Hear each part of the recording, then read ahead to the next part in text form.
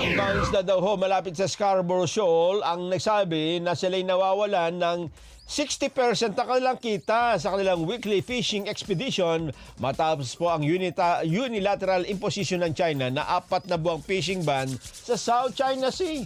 Batay ho sa konsultasyon sa 10 hanggang 12 mother boat operator sa Subic, Zambales, ang kinikita ng mga isda mula 10,000 pesos ay bumaba ng 4,000 pesos na lang sa bawat 5 to 6 day fishing expedition. 6 na araw silang paikot-ikot sa dagat yan. 4,000. Oo. Marami sila.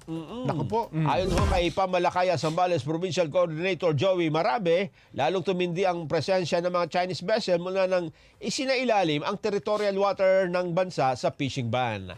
Bagamat hindi naman ho sila direktang nakakaranas ng insidente sa malaking vessel, ang presensya daw ho ng mga ito ay humahad lang sa regular na activity ng pangisda. Hindi naman pala sila inaano dyan. Oho. Oo, di ba? Tatakot lang sila kasi andun yung tao. Pero ayun. Di ba isda lang? Ayun Wala lang. namang... Baka naman yung mga isda ang natatakot. Yun na nga. Naalisan. Di rin naman natin alam, di ba? Yun na nga. Di tayo mga isda eh. Nagpatupad ho ang China ng annual fishing moratorium sa South China Sea. Sumasaklaw rin sa Scarborough Shoal. Ang pagbabawal sa pangisda ngayong taon ay tatagal mula Mayo hanggang September 16.